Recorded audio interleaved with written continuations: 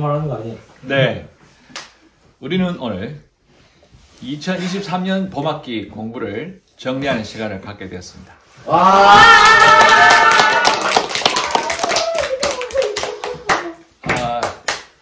3월, 4월 두 달 동안 짧다면 짧고 길다면 긴 이 두 달 동안 배운 것이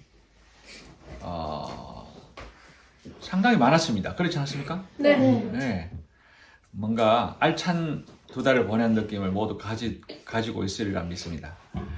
그 공부한 것 가운데 좀 더 중요하다 싶고 여기거나 아니면 이거는 잘 기억해 둬야 되겠다 하는 마음으로 그 주제를 하나씩 골라서 두 사람 또는 세 사람이 한 모듬이 되어서 그 중에 한 주제를 같이 선택해서 그 공부를 좀 더 잘 정리해서 어떤 공부를 하였다, 그리고 우리에게는 어떻게 다가왔다, 그런 마음으로 정리하고 또 꾸미고 모두 앞에서 그 공부를 나누는 시간을 갖게 되었어요. 이 시간이 또 앞으로 어떻게 발전할지 기대가 또 됩니다. 근데 오늘 어젯밤 또 며칠 동안 여러분이 끙끙 앓으면서 알차게 준비하는 것을 지켜볼 때 앞으로 더 잘 발전하지 않을까 하는 기대를 갖게 됩니다. 오늘 결과 발표하는 것을 보면 또 우리가 또 더 나아져야 할 모습도 보일 테고 잘하고 있는 것도 더 다 잘 드러나지 않을까 기대하면서 내 모둠의 주제를 한번 살펴보겠습니다. 이름은 학생들이 임의로 정한 것인데, 잠자는 꼬마 대표 잠꼬대에서는 얘기 내수만. 네, 우리 이거 정말 재밌게 배웠습니다. 그리고 책 속에선 아주 드물게 이과 머리를 가진 사람들이 있는데, 이과에서는 생물 분류 체계, 아주 중요한 내용이었죠. 뭐 다 중요합니다. 다 중요한데 생물 분류 체계는 또 한편 우리 전체 공부를 대표하는 주제라 볼 수도 있겠어요. 그리고 호주, 수호와 석주 이름을 딴 호주에서는 파충류와 양서류 공통점과 차이점을 우리 함께 공부한 적이 있는데 그것을 정리해서 발표하게 했어요. 그리고 또 모둠에서는 우리의 이야기 과연 무엇일까요? 가장 궁금한 제목입니다. 어떤 제목이 우리를 이야기 속으로 초대할지 기대하면서 그러면 각각 10분에서 길면 15분 사이에 주제들을 발표하는 시간을 가지겠습니다. 그러면 맨 먼저 잠자는 꼬마 대표 잠꼬대에서 나와서 대기대순환 소개하겠습니다. 와. 안녕하세요. 저는 올해 책숲 2년차 다니고 있는 역사반 구혜준입니다. 저희 잠꼬대 팀에 저희 잠꼬대 팀이 준비한 이 주제는 대기대순환인데, 그 중에서 저는 고기압과 저기압이라는 것에 대해 설명하려고 합니다. 먼저 고기압과 저기압에 대해 알려면 기압에 대해 알아야 합니다. 기압이 생기는 이유는 공기는 대부분 질소와 산소로 이루어져 있는데 이들 기체는 너무 작아서 우리가 느끼고 만질 수는 없지만 그래도 이들도 무게라는 것을 가지고 있습니다. 그래서 시간이 지남에 따라 이렇게 점점 더 아래로 내려가고 쌓여서 이게 쌓이는데 이게 점점 이게 기압이 됩니다. 그래서 기압은 공기가 그 무게를 누르는 힘입니다. 1기압은 1000km의 높이로 쌓인 공기가 누르는 무게의 힘이고, 기압의 무게는 아래로 갈수록 기압이 높고 높은 곳으로 올라갈수록 기압이 낮아집니다. 왜냐하면 무게 때문에 아래로 갈수록 점점 쌓여 있기 때문에 당연히 그럴 수밖에 없습니다. 예시로 우리가 높은 산을 오를 때 점점 더 높이 오를수록 숨을 쉬기 힘들어집니다. 이런 데서 발생한 병이 고산병입니다. 그리고 기압의 차로 만약 높은 산 정상에서 압력밥솥을 사용해 밥을 지을 때 기상화재의 압력으로 밥을 짓는다면 그 밥은 설익을 것입니다. 그리고 이 모든 것이 바로 기압의 차에서 생긴 현상들입니다. 여기 그림에서는 여기 사람이 있는데 기압이 이렇게 있는데 위에는 이렇게 되게 공기가 부족하고 아래로 내려갈수록 점점 더 이렇게 층이 쌓여가지고 여기 아래로 내려갈수록 기압이 높고 위로 갈수록 기압이 낮아지는 건데 산을 오를수록 기압이 낮아지는 곳을 점점 가까이 가게 되는 거니까 숨을 쉬기 힘들어집니다. 이게 이 그림이고요. 그리고 압력밥솥 또한 이 압력을 사용해서 밥을 짓는 건데 이 위에 아래 기압 차가 완전히 다르니까 위에서야 압력으로 밥을 짓는다면 당연히 밥이 설익는 것입니다. 그리고 기압이 있다는 것을 이렇게 증명하는 실험이 있는데 바로 토리첼리라는 실험입니다. 수은을 통해 기압이 있음을 증명하는 실험인데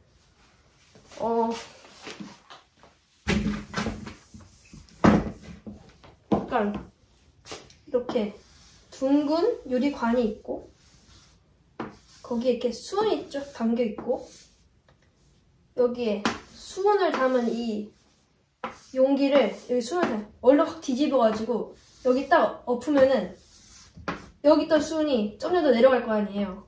근데 놀라운 게 딱 여기까지만 내려가고 더는 안 내려가요. 넘치지 않아요 이게. 그게 왜냐면은 여기서 이렇게 수은이 쭉 내려갔는데 원래 기압이 없으면 이렇게 쭉 내려가지 여기까지 올라가가지고 막 이제 수은이 넘치는데 위에서 기압이 막 누르고 있으니까 여기에 올라가는 거랑 여기 있는 기압이랑 딱 부딪혀가지고 딱 여기까지만 멈추는 거예요. 그리고 여기가 공기가 없는데 이걸 진공 상태라고 합니다. 그리고 항상 76cm가 항상 여기서 유지돼요. 이 유리관을 이렇게 기울여도 이렇게 뽀글뽀글 넘치는 게 아니라 얘도 76cm. 예. 그렇군요. 기압이 있다는 걸 이렇게 증명한 실험이고요. 자, 이제 기압에 대해 알았으니까 본격적으로 고기압과 저기압에 대해 알아볼 시간입니다. 이런 압력의 차를 고기압과 저기압이라 부르는데 높은 기압의 상태를 고기압, 낮은 기압의 상태를 저기압이라 부릅니다. 이 고기압과 저기압은 기온 및 날씨와 매우 연관되어 있는데 대기는 위로 올라갈수록 춥고 여기 있는 지상 아래로 내려갈수록 따뜻합니다.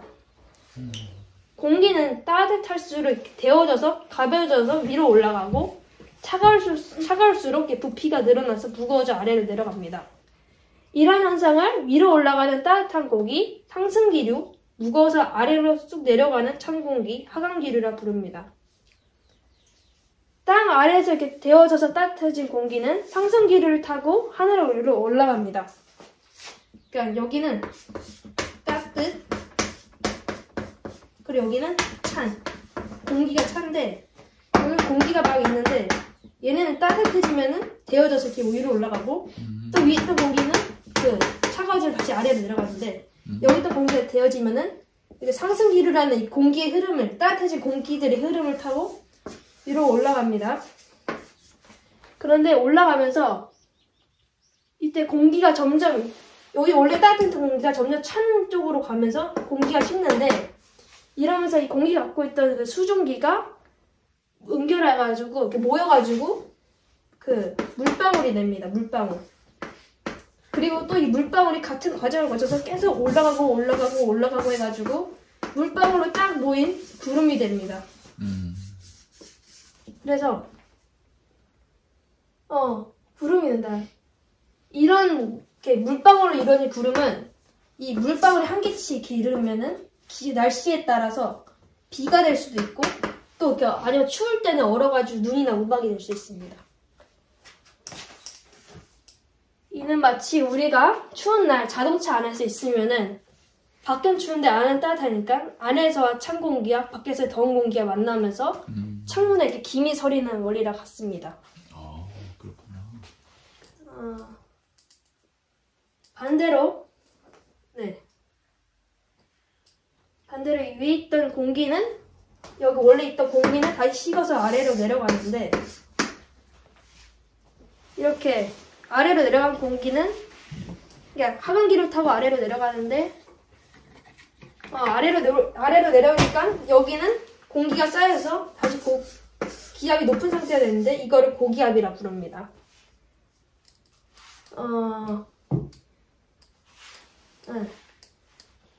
그러니까 기압에 따라 날씨가 변한다는 것은 된다는 뜻이겠죠? 네. 이런 뜻이 네, 맞아요. 말하는 거죠? 네. 내려올 때는 파란색으로 해서. 그래서 날씨가 기압에 따라 고기압과 저기압에 따라 날씨가 변한다는 것은 저기압일 때는 구름이 생겨서 되게 비가 오거나 그래서 되게 습하고 딱히 공기가 그렇게 많지 않아 되게 상쾌하진 않습니다. 하지만 반대로 고기압 때는 위에 있던 공기가 아래 내려와가지고 구름이 얽고 날씨가 맑으면 되게 상쾌한 그런 맑은 하늘을 볼 수 있습니다.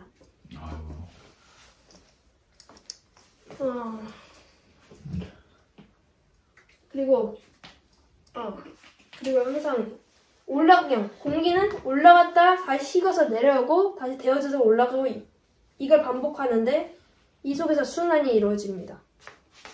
이게 그 그림인데 보이시지? 이게. 네. 네. 근데 이 공기들이 그냥 그냥 아무렇게나 올라가는 게 아니라 이 정해진 게 방향이 있거든요. 방향에 따라 이렇게 올라가는데 약간 빙빙 돌면서 올라가요. 근데 이거를 이 상승기류는 약간 시계 방향으로 돌고 다시 내려오는 이 하반기류는 반시계 방향으로 돕니다. 이러한 현상을 코리오올리 효과라고 부르는데 이는 지구의 전연력에 의해 생긴 현상입니다. 그리고 이거는 이따가 승인누가 더 자세히 얘기할 것입니다. 또 이러한 순환 속에서 여기 있던 공기가 없어지니까 여기는 꽉 찼는데 여기는 없으니까 이쪽으로 쫙 쏠리는데 이게 우리가 아는 바람이 됩니다. 바람. 그렇구나. 네, 끝입니다. 들어주셔서 감사합니다.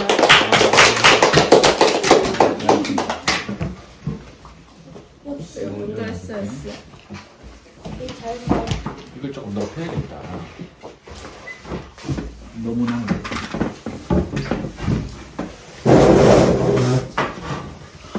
됐어. 이제 안 뜬 것 같아.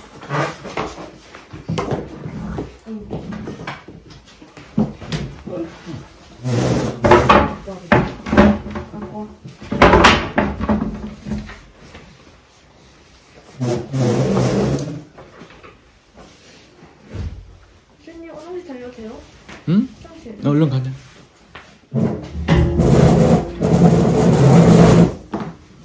와.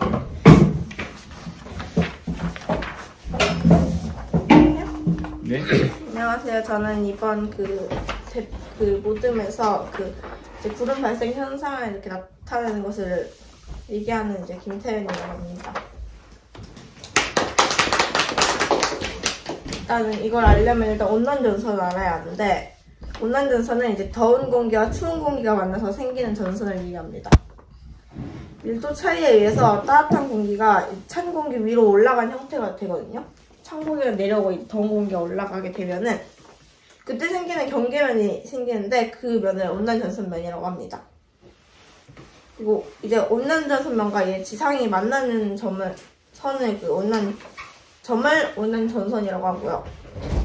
그 온난전선이 지나기 전에는 넓은 지역에 이렇게 오랜 시간 동안 약한 비가 내립니다. 전선이 통과하고 난 이후에는 기온이 올라가고 아까 배웠던 기압이 낮아집니다. 이제 온난전선에서 나오는 구름들이 있는데 난충은이 있고요. 쉽게 이야기하면 먹구름이라고 합니다. 난충은에서 내리는 비는 이제 격렬하기보다는 오히려 추적추적 내리는 비에 가깝습니다. 고층은이 점차 두꺼워지고 짙어지면서 이제 고도가 내려오면 이제 하늘이 어두워지고 난충은이 온다고 합니다. 그 다음에 고층은인데 흐린 날씨의 주범이고요. 이제 하늘 전체를 덮은 회색의 장막이나 베일 같은 구름입니다. 중간 정도 높이의 하늘에서 발생하고요. 권층과 난층이랑 비슷해 보이는데 둘 사이에 있습니다. 수증기를 포함한 대규모의 공기 덩어리가 일광 등의 원인으로 대류를 받아서 이제 부드럽게 상승하면서 이게 도충이라는 그 구름이 발생합니다. 이제 권충운이라는 구름이 있는데, 권충운은 이제 높은 하늘에서 얇게 덮이는 베일 같은 구름이고요. 권충운은 이제 주로 얼음 알갱이들로 구성이 되어 있어서 복슬복슬한 털 같은 느낌도 있습니다. 높은 하늘에 끼는 안개 같은 걸로 보면 되고요. 이제 권운이 모여가지고 권충운이 됩니다. 마지막으로 권운이 있는데, 권운은 이 높고 푸른 하늘에서 나타나는 그 새털 같은 구름이고요. 어디서나 볼 수 있고 거의 대부분 얼음 알갱이로 구성되어 있습니다. 이것도. 이제 높은 대기 중에서 수증기가 대기의 압력을 받아서 찬 공기 속에서 결정화되면서 이렇게 형성이 된다고 합니다. 일단 저가 그렸는데 고층은 이거 하다가 망했는데 지울 수 없어가지고 그냥 이대로 그린 거고요. 네, 이 난층은 이런 식으로 생겼고 이제 권층은 이렇게 딱 베일같이 이렇게 조금 생겼고 권우는 완전히 조금씩 있더라고요. 그래서 이렇게 그렸습니다. 예로 보면 이 난층은 여기 있고 이제 고층은 있고 권층은 있고 이제 권우는 이렇게 있는 형태로 있습니다. 이상입니다. 네. 깔끔하게 준비를 잘해주셨거든요. 고맙습니다. 가져가요? 예, 그래요. 네. 아, 참 사진 찍어야 되는데. 나중에 찍을게요. 나중에 한 번에 찍을게요.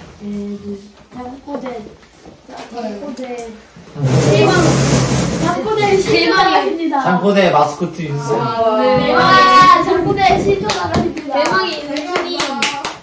와, 얼마나 대표 먼저 이거 망한 거고. 와, 왕이 나가신다. 어? 바다가 초록색이래. 바다가 지금 바다를 해서 초록색을 아. 녹조각기 아포칼립스 세계라고 하지 그랬어. 바다에 녹조각기 아포칼립스 세계라고 하지 그랬어. 오. 이거 1시 넘게까지 그린 겁니다. 얘 실수해가지고. 제가 실수만 안 저 했고. 콜이 엘리오가라고 했는데. 네, 콜이 올리라고 했는데, A라고 써서 그냥 뒤집었어요. 인기에 그래요. 아, 그래도 살렸네. 와, 진짜 어떻게 저런 아이디어가 이렇게 돌려서. 평소에 180도 뒤집힐 사람이 수 있어요. 위기에 닥치면 아이디어가 생긴다고 하는데. 평소에 180도 뒤집힐 사람. 이건 뭐지? 자, 일단은 앞에서의 태은이랑 예준이 이야기를 잘 들으셨나요? 네. 그렇다면 이제 저희는 대기대순환의 원인과 추가 갖가지 설명을 들으실 차례입니다. 와. 일단은 대기대순환을 알려면 코리올리 효과 전항력을 알아야 되는데, 코리올리 힘에 일어나는 효과로 지표면을 이동하는 입자들은 북반구에서는 오른쪽으로, 남반구에서는 왼쪽으로 돌아갑니다. 이 효과는 크기가 움직이는 입자의 속도와 위도에 따라 결정이 되는데, 코리올리의 힘이 적용되는 현상을 쉽게 볼 수 있는 게 태풍의 이런 소용돌이고요. 전항력은 지구의 자전으로 인해 생겨나는 현상입니다. 일단 이해하기 쉽도록 여기 예시를 적혀하지만 안 볼 것 같아서 다시 그려드릴게요. 이게 지구본이 있고 적도가 있다고 합시다. 이게 지구본이에요. 여기가 돌아가는 부분입니다. 기울었네. 만약에 여기다가 손가락을 대고 각 여기에 남극, 북극 지점으로 옮기면은 선이 생기죠? 근데 이게 돌아가면서 생기니까 얘는 이렇게 생기고 얘는 이렇게 생기는 거예요. 이 방향으로 태풍이 부는 겁니다. 네, 이렇게 하면 이해하기 쉬워요. 오, 그렇군요. 네. 그래서 이렇게 하면은 코리올리 효과가 훨씬 이해하기 쉽겠죠? 이렇게 이 선을 중심으로 북쪽은 오른쪽으로 돌고 남쪽은 왼쪽으로 도는 태풍이 일어나는 것입니다. 대기 대순환은 위도에 따라 도달하는 태양 복사 에너지 양이 다르기 때문에 발생을 하는데, 아까 예준이가 설명했던 이야기가 여기서 나옵니다. 적도 지방은 태양 복사 에너지를 많이 받기 때문에 공기가 상승해서 저기압이 형성됩니다. 반대로 극지방에서는 태양 복사 에너지를 적게 받기 때문에 공기가 하강해서 고기압이 형성되죠. 이렇게 위도에 따라 기온 차이가 생기면 더운 공기는 위로 올라가고 이제 차가운 공기는 더운 공기가 비운 자리를 채우려 몰려들면서 지구 전체 규모로 대류가 일어나게 됩니다. 또한 지구가 조금 기울어져 있다는 것을 감안해 봐야 하기도 하고, 지구는 위도에 따라 기온 차이가 커서 바람의 성질이 매우 다릅니다. 여기 위도 30에서 0에서 30도에서는 북동 무역풍이 불고요. 30도에서 60도는 편서풍, 60도에서 90도는 극동풍이 붑니다. 이제 무역풍을 소개해 드리도록 하겠습니다. 공기는 적도에서 달궈져서 하늘 높이 올라가고요. 이후 30도 근처에서 차가운 공기를 만나서 급격히 식어서 하강할 때 아열대 고압대가 만들어지고, 이 고압대의 공기가 비어있는 적도 지역으로 되돌아가면서 무역풍이 생깁니다. 이제 편서풍 같은 경우는 위도 60도 근처에서는 남쪽에서 올라오는 따뜻한 공기와 극지방에서 내려오는 차가운 공기가 만나서 상승 기류가 생기는데, 이게 고위도 저압대입니다. 이 저압대를 향해 위도 30도 근처에 있던 고압대의 공기가 몰려가면서 30도에서 60도 사이에서는 남에서 북으로 부는 편서풍이 생깁니다. 이게 재밌게도 북동쪽 위로 30도에서 남서쪽 적도로 불어오는 무역풍 서쪽으로, 남서쪽 위도 30도에서 북동쪽 위도 60도를 향해서 불어 올라가는 편서풍은 동쪽으로 휘어지는데, 이게 바로 코리올리의 힘 때문이라고 보실 수 있겠습니다. 그리고 대기압이 아까 예준이가 말했던 요 토리첼리 실험이로 이제 밝혀졌는데, 아까 이게 이런 일이 일어나는 일도 다 대기압 때문에 일어나기 때문에, 아까 예준이가 얘기했던 토리첼리 효과를 조금 더 제가 설명을 해보자면, 일단 시초가 1640년 유명한 천문학자이자 물리학자인 갈릴레이 아시죠? 갈릴레이가 토스카니라는 사람의 부탁을 받으면서 시작되었습니다. 토스카니는 물을 얻기 위해서 땅속 약 12m까지 파 내려간 다음에 펌프의 관을 물속에 담그고 힘껏 손잡이로 움직였지만 물을 얻지 못했습니다. 이 이유를 밝혀내 달라고 갈릴레이에게 부탁하지만 갈릴레이는 결국 이유를 알아내지 못하고 제자인 토리첼리에게 뒤를 맡기고 가죠. 그래서 토리첼리는 당시 펌프의 작동 원리는 아리스토텔레스로부터 전해져 내려온 고전 철학에 따라서 자연은 진공을 싫어한다라는 명제에서 출발했습니다. 이제 펌프를 이용해 관의 내부를 진공으로 만들면 이러한 진공 상태를 자연이 빨리 없애려고 채우려고 이제 물이 그 공간을 채우면서 올라온다는 원리인데요. 하지만 왜 10m까지만 올라오고 그 이상 올라오지 않는가에 대한 의문을 풀 수는 없었습니다. 그렇기 때문에 토리첼리는 우물에서 관을 통해 물이 이동하는 것을 재현하려 했는데, 이제 연구에 필요한 10m 이상의 기다란 유리관을 구할 수가 없어서 연구하고 싶지 않았었어요. 그래서 좋은 방법을 찾던 토리첼리가 마침내 찾아낸 방법이 딱 그 물보다 무려 13.6배나 무거운 수은을 이용하면 불과 1m 정도의 유리관으로 충분히 실험할 수 있다는 방법을 생각해냈습니다. 이제 여기서부터는 아까 예준이가 말했던 대로 아까 1m 거기서 하면은 이제 76cm에서 멈추는 그게 바로 수은을 기반으로 한 토리첼리의 실험이었고, 이제 무게를 갖고 있고 이 힘은 수은 기둥이 내려오지 못하도록 누르고 있다는 것을 알아냈습니다. 이것이 인류 역사상 처음으로 공기를 누르는 힘, 대기압을 눈으로 발견한 실험이었습니다. 여기서 이해가 힘들 수도 있는데 살짝 바꿔서 풍선으로 빗대서 설명했어요. 여기 그림했지만 좀 작아서 안 보일 수도 있으니까 이번에도. 자, 바람이 살짝 들어간 풍선이 있어요. 이 풍선을 손가락으로 여기 끝을 딱 누르면은 이 풍선은 이렇게 됩니다. 공기가 내가 누른 힘만큼 위로 올라오는 거죠. 가운데로. 그러니까 이거를 토리첼리 실험에 빗대서 설명한다면 이 관에 있는 이 수은의 무게와 공기의 힘이 같다는 거예요. 이 대기압의 힘과 이 76cm의 수은이 같다는 거예요. 그렇기 때문에 이제 대기압, 그러니까 1기압은 76cm HG라는 이게 생겨나요. 여기서 76cm는 아시다시피 수은의 76cm고 HG는 수은의 원소기호예요. 그렇기 때문에 마찬가지로 이제 정리를 해보면 막대기 100cm의 길이의 수은은 대기압보다 무거웠기 때문에 점점 내려왔고, 그러다가 76cm에서 멈춘 이유는 곧 대기압의 무게가 수은 막대의 76cm의 무게와 같다는 말이 되고, 그래서 1기압은 76cm HG라는 공식이 세워지게 됩니다.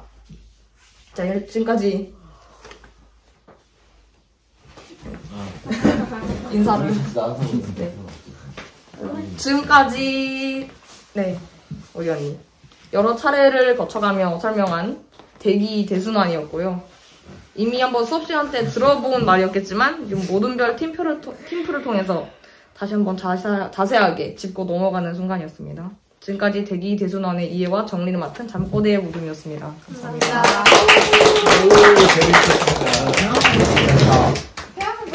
생각했던 것보다 진짜 생각해보면 과학적으로. 아주 정리가 잘 됐습니다.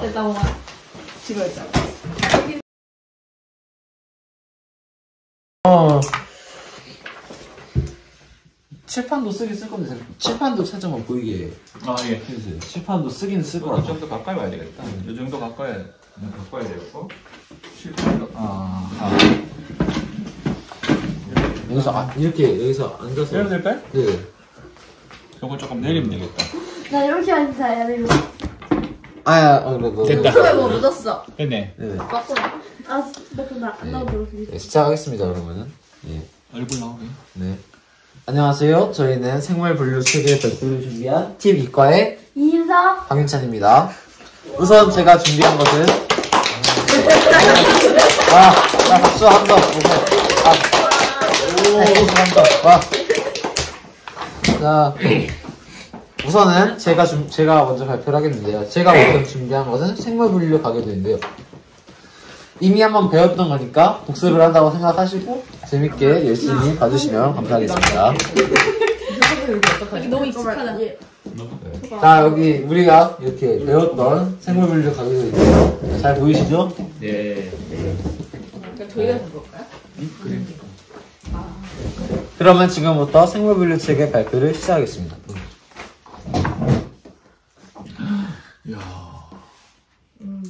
동물계의 조상을 거슬러 올라가면 가장 처음에는 진핵생물이 존재하는데요. 진핵생물은 복잡한 구성의 세포 여러 개를 지닌 다세포 생물입니다. 보시다시피 아주 복잡하게 생겼죠. 이게 저희 몸 안에 무려 60조개가 들어있습니다. 그러니까 정확히는 몸무게 1kg당 1조개가 들어있다고 하네요. 아무튼 계속하자면은 진핵생물의 세포에는 핵과 세포질을 분리하는 막인 핵막이 존재하는데요. 이외에도 진핵세포는 다양한 세포 소기관들이 있습니다. 우선 세포 핵인데요. 이 세포 핵에는 우리 안에 있는 DNA, 즉 유전 정보들이 저 핵 안에 다 담겨있기 때문에 세포가 이뤄내야 하는 자기 복제에 있어서 굉장히 중요한 기관이라고 할 수 있습니다. 컴퓨터로 따지면 이제 이런 메인보드 같은 거라고 볼 수 있는 기관이죠.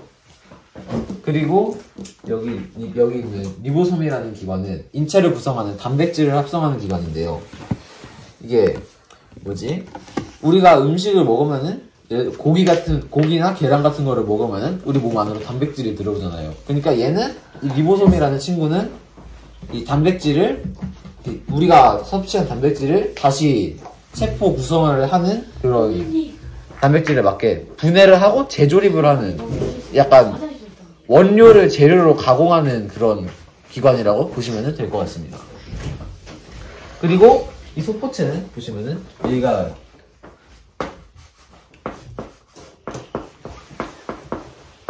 포체가 두 개야.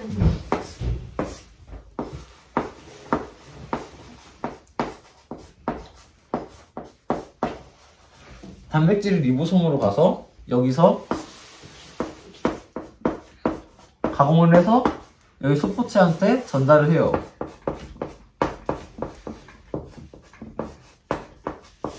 그러면은 이 소포체가 여기서 이제 세포 구석구석에 가공한 단백질을 전달해 주는 거죠. 그러니까 얘가 이제 음식을 따지면은 얘가 이제 리보솜이 이제 식품 가공을 맡는 공장이라고 하면은 이 소포체는 그런 가공한 식품을 곳곳으로 보내는 물류센터인 셈인 거죠. 세포계. 그리고 다음 이 미토콘드리아라는 친구가 있는데 얘도 굉장히 신기한 친구예요.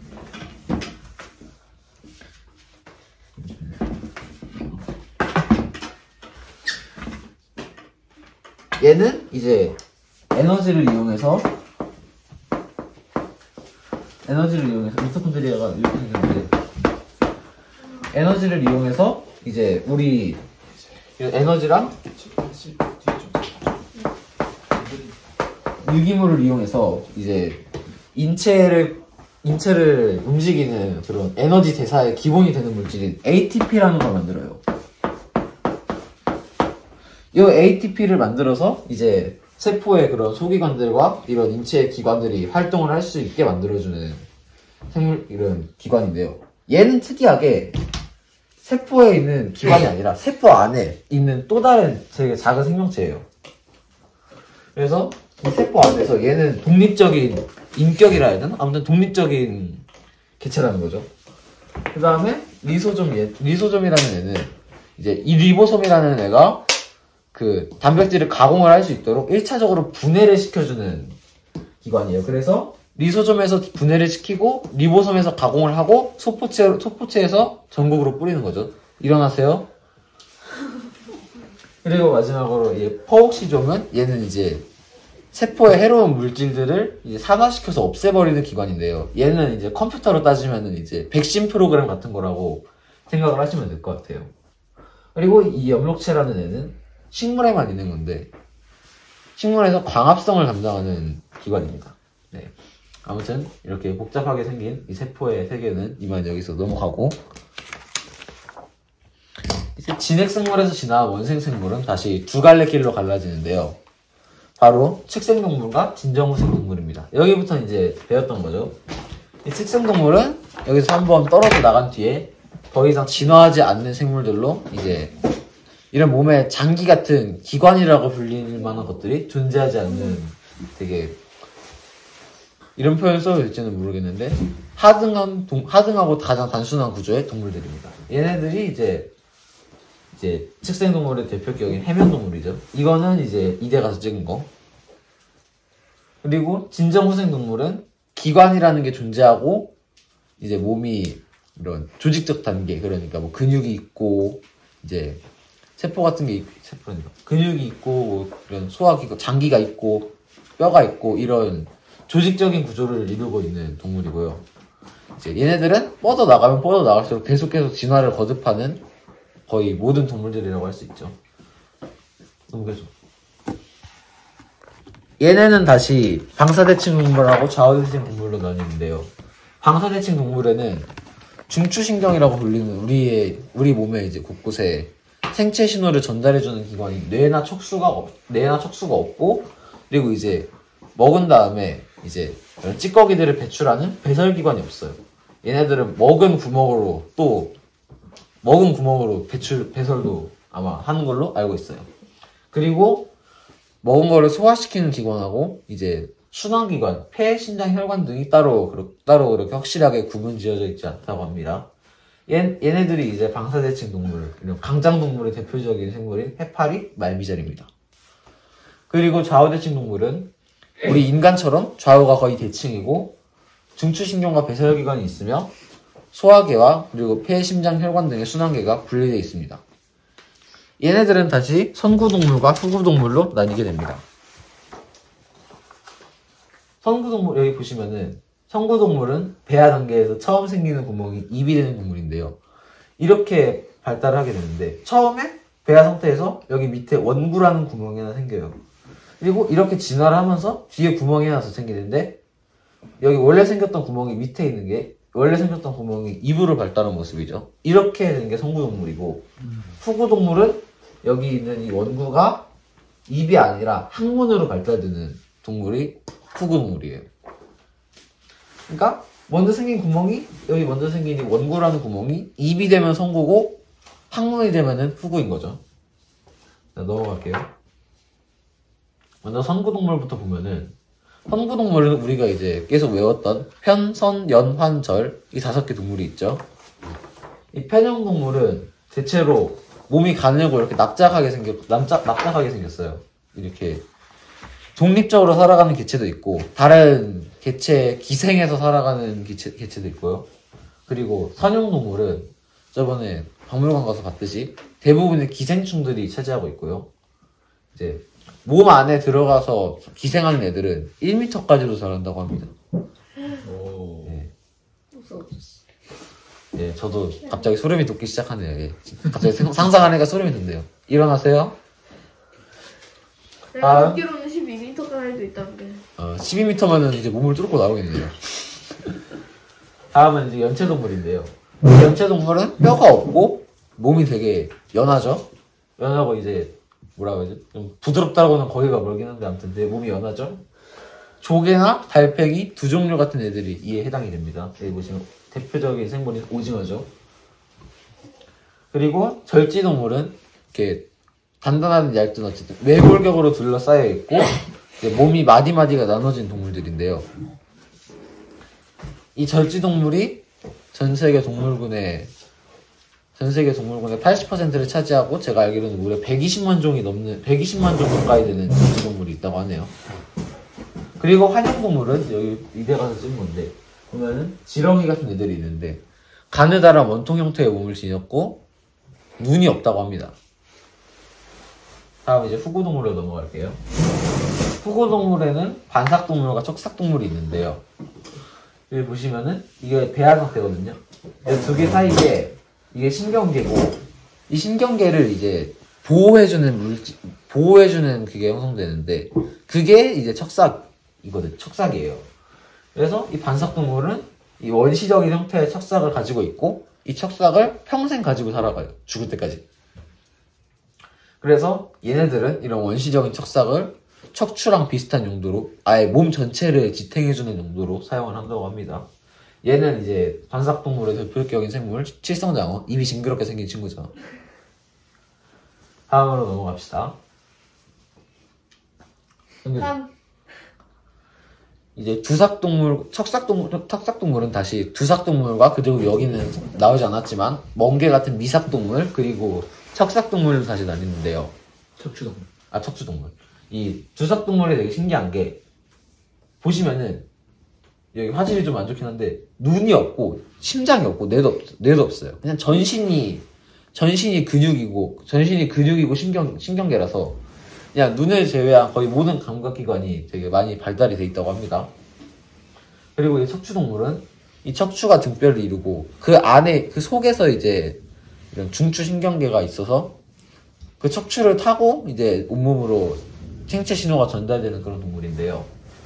얘네들은 척추를 가지고 있다는 특징 이외에도 뇌가 발달했고 심장이 배에 위치해 있고 아감이나 허파 같은 게 있고 그리고 이제 흔히 콩팥이라고 불리는 한 쌍의 신장을 가지고 있다는 척추동물들만의 공통점이 따로 존재합니다.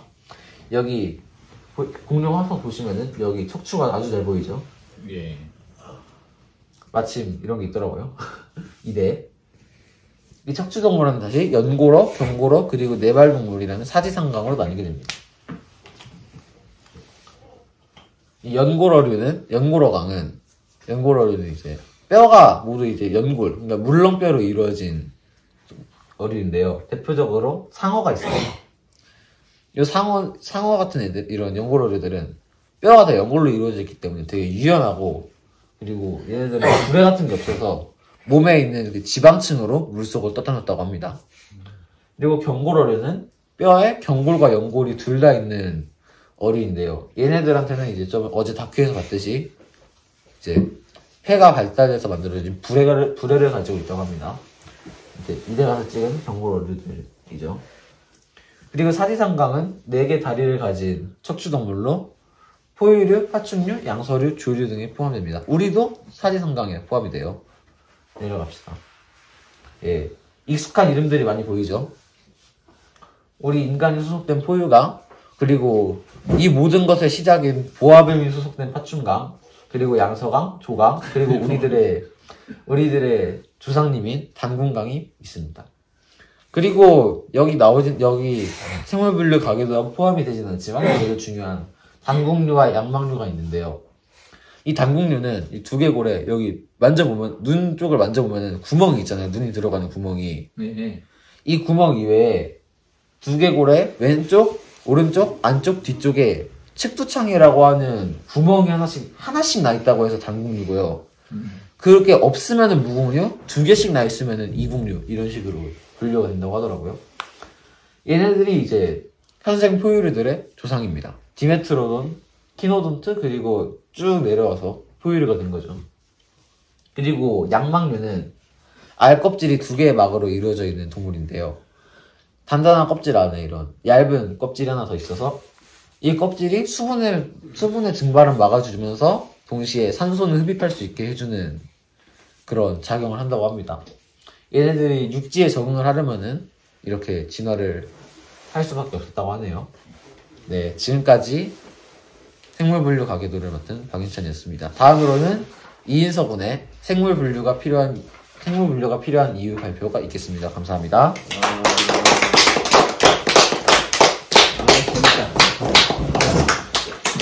아주 풍부한 내용을 감사하게 드리겠습니다.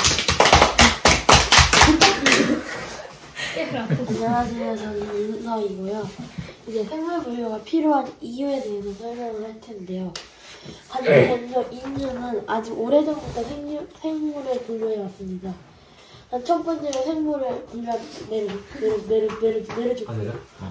분류하는 이유는 생물의 유형 관계를 파악하고 생물에 대한 체계적인 관리와 정보를 제공해 줍니다. 그리고 마지막으로는 이게 가장 원시적인 분류법이었는데 먹을 수 있는 겁니다. 정말 중요하죠. 이 세 번째가 가장 중요한 것이 인류는 오래전부터 먹어보지 않으면 어떤 건지 알 수 없잖아요. 그렇죠. 먹어본 것들을 세세하게 기억하고 분류를 해서 다시 먹어서 아프는 일이 일어나지 않게 하는 역할을 했다고 합니다. 내려주세요. 네, 이제 그래서 서양과 동양의 생물 분류를 비교해 볼 건데요. 잠깐만.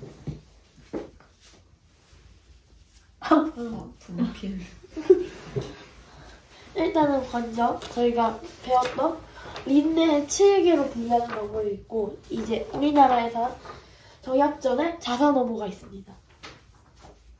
이해할까? 장약전에 자산어보까지 조사를 했군요. 일단 린네 7개의 장점은 전 세계적으로 사용할 수가 있습니다. 이제 왜냐면 린네가 이걸 만들면서 학명이라는 걸 새로 제시했는데 나라마다 예를 들면 호랑이를 부르는 이름은 다르지만 학명은 하나이기 때문에 국제적으로 호랑이를 부를 때 학명을 사용하면 웬만한 과학자들은 다 알아듣는다고 합니다. 그 다음 이제 되게 체계적으로 분류되어 있어서 한 번에 보기가 편합니다. 그리고 마지막으로 새로운 종을 발견했을 때 종을 분류하기가 아주 유용합니다. 하지만 단점도 있는데 일단 단점은 린네가 모습만 보고 분류하는 생물들이 많아서 오차가 많습니다. 그리고 생물에 관한 딱 족보를 보면은 정확한 정보는 알 수가 없습니다. 알았습니다. 그다음 이제 저 생물을 설명하는 말들이 너무 어려워요. 이건 최대 단점이죠. 3번이 말이 어려워요. 그리고 이제 마지막인데 생태적인 특징은 전혀 고려되지가 않았습니다. 내려주세요. 반면 정약전의 자산어보는 매우 과학적인데요. 형태가 매우 정확하고 글을 읽으면 누구나 생물에 대해서 알 수 있다고 합니다. 네, 현대 어류학의 시조로 불리고 있고요, 지금. 현대 어느 도감과 비교해도 뒤처지지 않는다고 합니다. 그리고 이제 7번이 가장 중요한데, 이제 청어의 회유 사실을 세계 최초로 기록했다고 합니다. 이제 5번 안 했어. 아, 5번 했어? 그럼 이제 사생활에서 사용하는 용도도 다 적혀 있다고 합니다.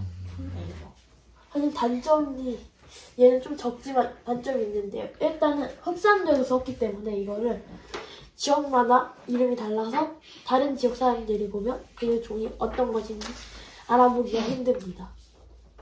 그리고 두 번째가 한눈에 보기 어렵습니다. 아 그리고 마지막으로 그거 제일 중요한 게 하나 있어. 어류에만 국한돼 있다는 거. 아 근데 어려움에 북한돼 있다고 합니다. 아 그렇군요. 어보니까 그래. 어보니까 이게 고래도 나오고 해초도 나오고 불가사리도 나오긴 하는데 난 수중생물에 북한돼 있어. 내려주세요. 이거는 이제 그 자산 어부에 나와 있는 이제 문구들을 가져온 건데요. 이게 상어는 껍질이 모래와 같아서 상어라고 하며 알이 아닌 새끼를 낳는다고 하고 암컷의 뱃속에는 2개의 태보가 있고 각각 태보에는 4, 5개의 태가 들어있는데 이 태가 성숙해지면 새끼가 태어난다고 하고 이 새끼는 가슴 아래에 알을 달고 있으면 그 크기는 수셈이 많아다고 아주 자세하게 묘사를 하고 있습니다. 그리고 이제 조선시대에는 해부학을 굉장히 멸시했는데 이제 그런 거를 무릅쓰고 이제 기록을 위해서 해부를 다 해봤다는 양쪽 증거들이 있고 청어의 척추뼈를 또 기록했는데 여기 사진은 없지만 자산 어부에서는 청어의 척추뼈를 53개라고 적었어요. 하지만 이제 현대 과학이 엑스레이가 발달했잖아요. 엑스레이로 찍어본 결과 55개로 나왔는데 이제 청어의 척추뼈는 지역마다 개수가 달라서 거의 오차가 없는 과학의 기술이 없었어도 오차가 없는 정확한 정보를 써있다고 할 수 있습니다. 위로. 네. 그래서 이제 현대 종분류 체계는 인내의 편의성과 구체적인 분류 그리고 정약전의 생태적과 해부학적 특징이 결합되어서 만들어지게 되었습니다. 결론입니다. 오케이. 결론을 내리자면은 이 세상에는 되게 많은 생물들이 있잖아요.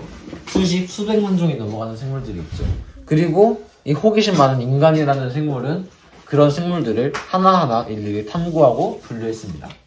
앞에서 공부했던 생물 분류 체계는 인간의 무궁무진한 호기심을 만들어낸 거대한 산물이라는 것이죠.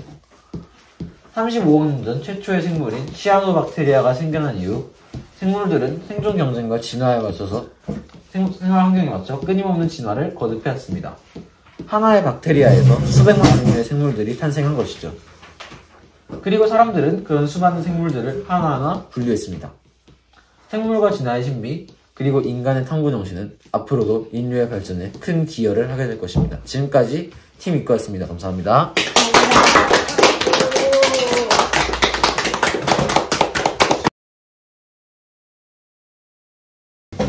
PPT까지 활용해서 우리가 배운 것을 좀 더 깊게 심층적으로 그리고 정확한 자료들을 잘 활용했습니다. 또 우리 어제 가서 본 이대 자연사 박물관의 전시물 사진도 많이 나왔네요. 네. 완전 따끈따끈한 새로운 정보를 얻게 되어 있어서 한결 공부의 밀도가 높아진 것 같습니다. 그러면 다음 났어요 아까. 마지막은 아닙니다. 아니 두 번. 세 번. 호주 모둠의 파충류와 양서류.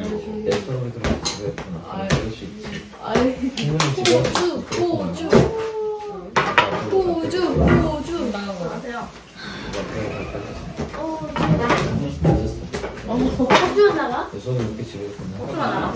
아 이게 어떻게 된 거냐면요. 가위바위보를 3세판 해가지고 누가 할 거냐를 발표를 정해가지고 석조가 근데 없어? 하게 해주세요. 작업 안 했어? 아니 일단은 뭐야? 그럼 형은 안 했는 거야? 근데 몰랐다고. 모르는 거는 내가 좀 보충을 할까 근데. 뭔가 수호가 그린 거로 아니 그러면 그런 아무것도 거 없어? 네. 자료가? 없대요. 자료가. 다른 사람들 다 하고 있을 때 안 했습니까? 형 다 했다 했잖아. 나 다 했다고 했잖아. 그럼 해봐요. 그러면 어떻게 했냐 봅시다. 어떻게 하는지 보고 또 더 잘할 수도 있겠죠. 일단 말로만 일단 설명. 등질 밟고 지발이 완전 이거. 그러면 이것도 필요 없나요? 이것도? 이거는 일단은 뭐 일단 그림은 그리다. 일단은 뭐 약간 어영이 있을 것 같아서 그래 알았습니다. 그러면 이거 어떻게 사진 시계 필요한데? 뭐 어떻게 했는지 한번 보고 잘했는지 뭐 생각보다 잘할 수도 있으니까 기대해갖고 보겠는데 그림 자료도 없이 하는 거 상당히 힘들 텐데 어떻게 하는지 한번 봅시다. 과연 새로운 모습의 가수 표현할지. 자, 그럼 시작해볼까요? 안녕하세요, 장문수입니다. 오늘 제가 할 작품은 파충류와 양서류에 대해서 나눈 건데, 일단 양서류와 파충류가 일단은 발생할 있던 시기는 다른데, 일단 양서류는 일단 대봉기에 일단 발생했고, 석탄기에 번성했습니다. 그리고 파충류는 석탄기에 번성해서 폐륜기에 번성하게 되었습니다. 그럼 이제부터 본격적으로 이제 한번 이 차이점이랑 공통점을 알아볼게요. 와. 네. 일단 파충류랑 그리고 양서류. 일단은 양서류는 두꺼비 제외하면 대부분이 거의 물 근처에 있는 물에서 삽니다. 그리고 개구리, 도롱뇽 이런 애들은 피부 마스크를 벗고 하면 어떨까요? 개구리, 도롱뇽 이런 애들은 피부 호흡합니다. 그 이유는 네. 피부가 이렇게 얇기 때문입니다. 그래서 이 피부를 유지하기 위해서는 수분이 필요한데 그래서 물속에 적응하게 된 거로 저는 보고 있습니다, 아마. 근데 그러다 보니까 얇은 피부를 가지다 보니까 뜨거운 곳에서는 못 살아요, 이런 양서류 애들은. 파충류 같은 애들은 양서류랑 다르게는 폐호흡을 하지만 양서류랑은 다르게 약간 좀 비닐과 좀 두꺼운 피부를 가지고 있고 아무튼 그런데 그런 것 덕분에 더운 지역에 살 수 있습니다. 하지만 양서류보다는 물에 있을 수 있는 시간이 좀 오래 걸리지만 그리고 두 번째 일단은 일단 누구나 알다시피 알때는 누구나 알다시피 일단 사람들이 제일 많이 아는 건 일단 이런 식 이거 누구나 일단은 개구리는 이렇지만 도롱뇽, 두꺼비는 다른데 일단 두꺼비는 일단 이런 젤리 이런 막대기 같은 곳에 이렇게 아이들이 이렇게 일단 이렇게 하고 이런 식으로 들어있고 그리고 도롱뇽은 약간 일단 좀 복잡하니까 일단 이렇게 대충 그리고 네. 이렇게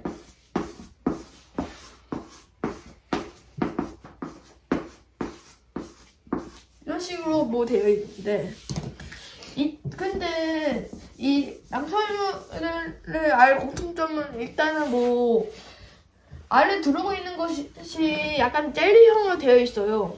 그리고 양서류는 자기 웜이나 그런 다른 양서류랑 똑같이 태양빛에 강한데 역시 파충류는 역시 단단한 껍질로 되어 있어서 더운 지방에서도 또 나을 수 있지만 양서류랑은 다르게 육지다가 알을 낳죠. 양서류는 젤리 타입이다 보니까 물속에다가 물에다가 알을 낳아야 살지만 그리고 일단 허물 파충류들은 일단 허물을 벗는데 양서류는 허물을 벗지 않습니다. 양서류는 일단은 자라다가 나중에 멈추는 거로 보이는데 파충류는 계속 자라는 것 같습니다. 만약에 허물을 벗지 않는다면 형제판이 닫히는 것처럼 그냥 형제에 안 멈추겠죠. 그래서 계속 벗어야 하고 완전 머릿속. 그리고 잘 알아보고 있습니다.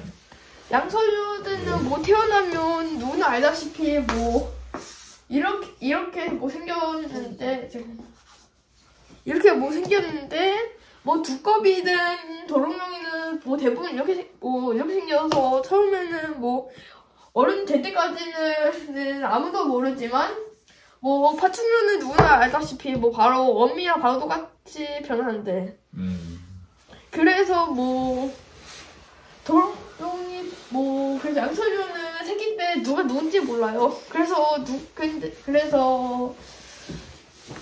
그렇겠군요, 그죠? 천재가 아닌 이상은 거의 알아보기 힘들겠죠. 다 비슷비슷하게 생겼으니까. 그리고 일단 종류는 일단은 뭐 양서류는 일단은 누구나 알다시피 개구리 그리고 두꺼비 그리고 도롱뇽 이렇게 있는데 뭐 사이렌이나 뭐 무중영원 같은 애들도 좀 있지만 무중영원은 없어요. 무승용? 무중영원 없어요. 무적영. 없어요. 다리가 없다는 뜻으로 약간 뱀처럼 되어 있는 애예요. 그런 적 있어요. 그 새끼는 엄청 귀여운 거 아니에요? 저도 아직은 자료가 좀 부족해서 사용을 잘 할 수 없고. 예, 알겠습니다. 그리고 뭐 파충류는 4가지밖에 없습니다. 크게 하면 5가지. 그렇죠. 일단은 뭐 거북류, 뱀류, 도마뱀류, 악어류 이렇게 4가지가 나뉩니다. 우리보다 더 많이 하는 거. 그리고 공통점이 있는데 일단 첫 번째 일단은 아래나고요. 그리고 두 번째는 일단은 변온동물이다 보니까 뭐 온도가 계속 일정하게 계속 온도가 어떻게 될지는 모르고 포유 같은 애들은 온도가 이렇게 계속 일정하다 보니까 안 돼. 정원 같은 동물 같은 경우에는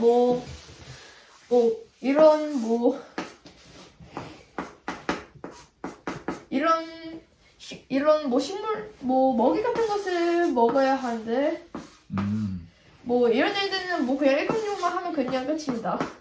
일광욕 이런 거. 체를 유지하기 위해서. 그리고 대부분의 파충류 양서류들은 육식을 하죠. 갈라파고스 제도였던 아무튼 거기에 사는 육지 이거나 제외하면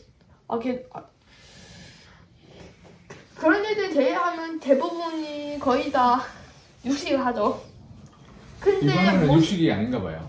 네? 그런가. 근데 갈라파고스에 사는 일부 이구아나는 일부 육지 이구아나만 일부 부분만 그렇게 한대요. 근데 신기한 것은 두꺼비는 물에 살지 않잖아요. 껍질 제 생각에는 아무래도 파충류처럼 피부가 좀 많이 이렇게 좀 두꺼운 것 같아요. 다른 애들에 비해. 생긴 것도 두껍게 생겼어요. 네. 그래서 두꺼비인가? 생각인가? 그러네.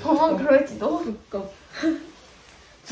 아무래도 어쩌면 두꺼비는 사실은 파충류랑 엄청 가까운 형일지도. 근데 뭔가 좀 그래. 네. 그리고 파충류랑 양서류는 네, 계속해. 저리로 먹어. 그리고 파충류랑 양서류는 발생 시기는 거의 비슷하고 그런데 완전히 다르죠. 근데 어떤 사람들은 어쩌면 도마뱀이랑 도롱뇽 헷갈릴지도 모르겠는데 이 말 안 해주면 만약 비슷하니까. 도롱뇽은 거의 도마뱀. 일단 거의 도롱뇽 일단은 대충 불린데 일단 도롱뇽이 이렇고 일단은 그냥 도마뱀 이렇게 그냥 둘 다 거의 비슷한 것 같지만 저게 뭐예요? 잠깐만. 그냥 도마뱀 그냥 좀 그리기가 좀 어려우니까 그냥 좀 이렇게 이게 손이고 이게 몸이고. 이게 아니.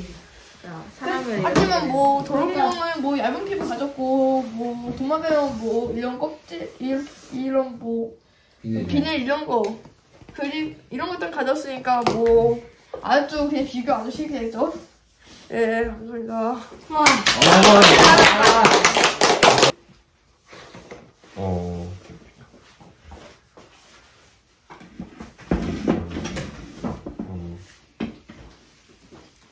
양서류와 포유류 중 포유류 아니라 파충류. 양서류는 엘리, 파이프류, 사이클을 가지고 있고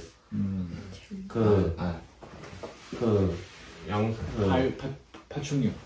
네네네 말이 좀 양서류는 젤리 타입. 양서류가 젤리 타입이고 알에서 네네. 네. 근데 파충류는 자꾸 헷갈려서 잘 기억이 안 나고. 좋아. 그래 좀 기억이 안 나고. 네. 아니 계란 알 형태. 알 형태. 딱딱한 알. 껍질을 가진. 양막이 있어. 그렇죠. 네. 껍질을 가진 양막. 양막이 있고. 달걀 같은. 그리고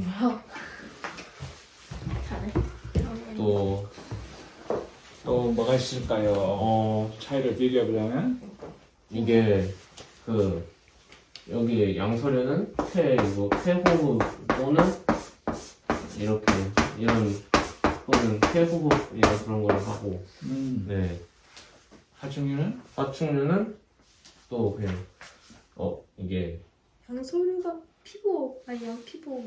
이게 양서류가 양서류 피부 폐 아가미 셋다 양서류가 자꾸 파충류만 기억나가지고 파충류가 폐. 파충류는 폐부 있어. 파충류는 폐업이고 양서류는 피부 폐 다. 피부 폐 아가미. 피부 폐. 양서류는 피부 맞나요? 맞아요. 네 피부 걸로 알고 있는데 왜냐하면 네. 물속을 오가고 물속에서- 물밖으로 오가고 하니까 물속에서 오래 있기 위해서. 그렇죠. 아가미 호흡도 하고 네. 좋아요. 또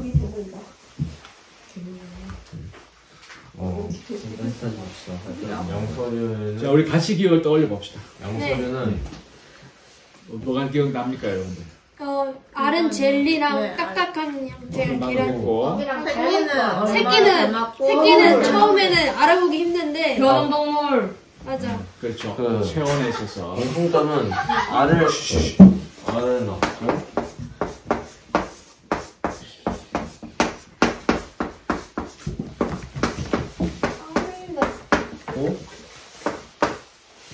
변화는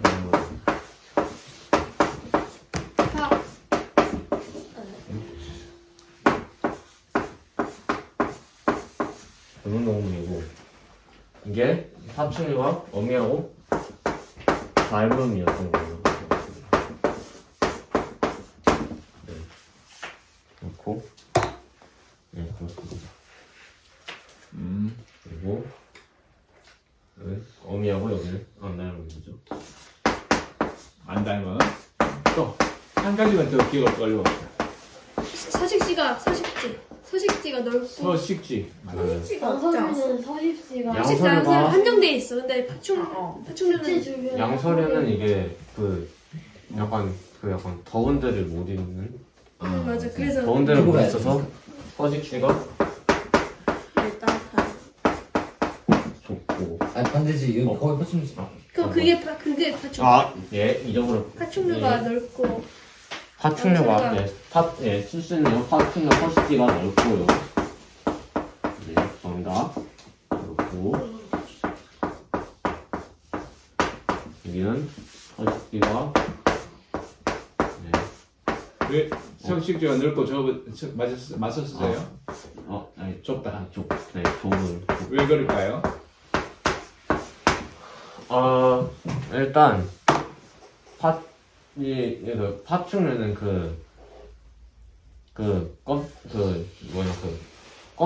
약간 피부 껍질이 약간 얇아서 아니 두꺼워. 두꺼워서 더운 데도 살 수 있고 추운 데도 살 수 있는데 양서류는 껍질이 얇으니까 껍질이 물기가 있는 물가. 얇으니까 물가 육지 쪽에 좀 많이 몰려 있죠. 육지가 물가. 습지가. 일단 수고했습니다. 그러니까 이럴 경우엔 자료가 없으니까 머리로 순위를 기억하려니까 쉽지 않은 게 있죠. 미리 잘 준비했다면 기회하는 것도 나쁘지 않았을 텐데 갑자기 하려니까 어려웠던 것 같아요. 하여튼 다음에는 자료 좀 준비해야 됩니다. 네. 자 마지막으로 우리의 이야기.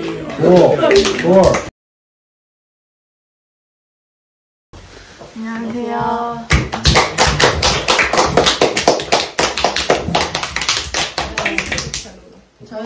이거는 문입니다. 도어가 아니라 다리예요. 오. 앞에 모둠들과 다르게 저희 주제는 조금 감성적인데 저희의 주제는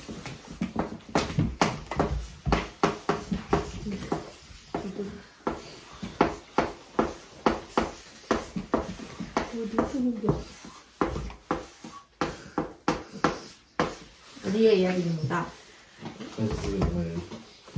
네, 그래서 그게 뭐냐면요. 온는과 쪽는 인디언들의 이야기, 그들과 우리의 이야기를 알맹이만 뽑아서 1, 2, 3부로 준비했습니다. 와, 재밌겠다.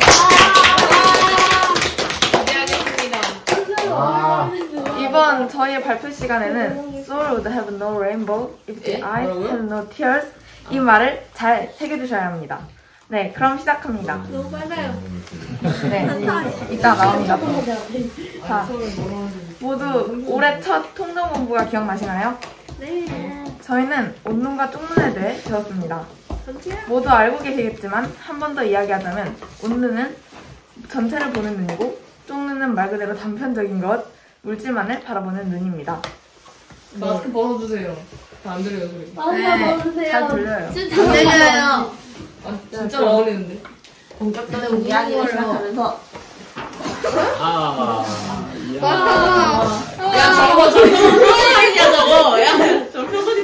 네, 한 가지 예를 들어보겠습니다. 저게 뭐야 말하자. 이건 저 고양이하고 사귀네요. 네, 대단한 현자가 있었습니다. 그래서 자연스레 그분을 따르는 사람들이 생겨났습니다. 그분은 고양이 한 마리를 애지중지하셨는데 그분이 돌아가시자 사람들은 그분이 살아생전 애지중지하시던 고양이를 대신 모셨고 그 고양이가 죽자 또 새로운 고양이를 데려와 두셨습니다. 그러면서 이상한 고양이 종교가 생겨났습니다. 그 사람도 허락도 안 받고 내 부표 잘했어. 우리가 먼저야. 선생님은 이 이야기를 하시면서 사춘기, 중2병에 대해 이야기하셨습니다. 우리는 사춘기, 중2병 때 짜증을 내거나 말을 안 해도 그것을 당연한 일이라고 생각합니다. 어떻게 보면 당연할 수 있지만 우리는 다시 한 번 더 생각해 봐야 합니다. 우리는 지금 중요한 것을 놓치고 엉뚱한 것만을 붙잡고 있는 것일 수 있습니다. 네, 이처럼 위의 이야기에서 사람들은 중요한 것을 놓치고 엉뚱한 것만을 붙잡고 있습니다. 선자를 따를 사람을, 그러니까 시내를 잃었다는 공포감 때문에 사람들은 고양이를 시내로 모시며 어딘가에 기다려하고 의존하려 합니다. 온눈으로 본다면 굉장히 이상한 일이지만 쪽눈을 가진 그들에게는 지금 자신들에게 일어나는 모든 일들이 이상하지 않은 겁니다. 우리는 일상생활 속에서도 앞에서 일어난 일처럼 이상함을 인지하지 못한 채 살아가고 있을지도 모릅니다. 네, 다들 코카콜라 좋아하시나요?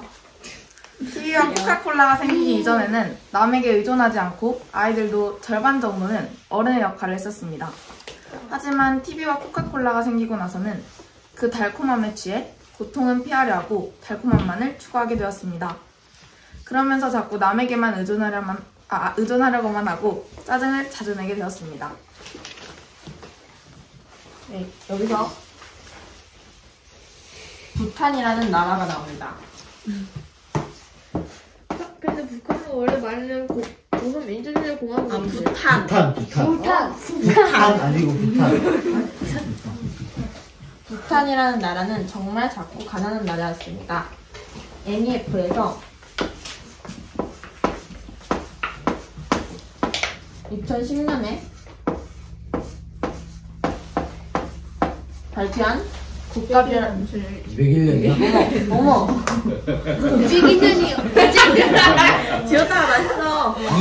이 안윤이라고 쓴 것 같아요. 201년이면 네, 어찌지? 보이죠? 네. 2010년에 발표한 국가별 행복 순위에서 부탄은 1위를 차지했습니다. 이 안윤이. 네. 하지만 2019년에 국가별 행복 순위를 다시 조사했을 때는 95위까지 떨어졌습니다. 많이 떨어졌는데. 네. 그 이유가 무엇일까요? 바로 TV, SNS입니다. 부탄 사람들이 SNS를 하게 되면서 나라의 가난함을 알게 되고 세상 곳곳에 있는 편리한 기구, 재미있는 방송, 풍요로운 먹거리 등 지금 자신이 가질 수 없는 것들을 원하게 된 것입니다. 그러면서 자연스레 부탄의 행복지수는 떨어지게 되었습니다. 과연 행복이란 무엇일까요? 이건 역시 웃는 쪽론과 연관이 있다고 생각합니다. SNS는 정말 좋은 정보들도 많지만 전부 다 좋은 것은 아니라고 생각합니다. 하지만 부탄 사람들은 단지 콜라의 단맛처럼 SNS에 빠져들었고 다른 나라를 부러워하게 되면서 행복을 잃어갔습니다. 이들은 온눈을 가지지 못했기에 자기 자신을 더욱 불행하게 만든 것입니다. 네. 이번에는 인디언들이 말하는 온눈과 쪽눈을 알아볼 텐데요. 앞에서 저희가 말씀드린 그 머릿속에 다시 한번 떠올려 보라고 한 그 어쩌고 문장을 다들 기억하시나요? 네. 레인보우 Soul would not rainbow if the I have no tears. 네, 맞습니다. 그 문장은 바로 Soul would have no rainbow if the eyes had no tears입니다. 헤드 아니에요? 네, 해프 헤드 아니에요? 헤드. 당황했어.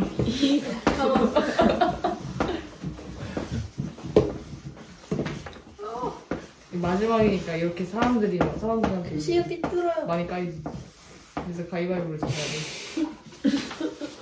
저희는 지난 3월 27일 이 문장을 가지고 모든 별로 이게 무엇을 뜻하는지 서로 이야기를 나누었습니다. 저는 개인적으로 이 시간이 인디언 글을 읽고 생각을 정리할 수 있는 좋은 시간이었다고 생각합니다. 그러면서 저희는 내가 보지 못하고 느끼지 못했던 부분 또한 발견할 수 있었습니다. 혹시 그때 저희가 무슨 이야기를 나눴는지 기억이 나실까요? 아니요. 자, 그래서 저희가 기억 못하시는 분들을 위해 준비했습니다.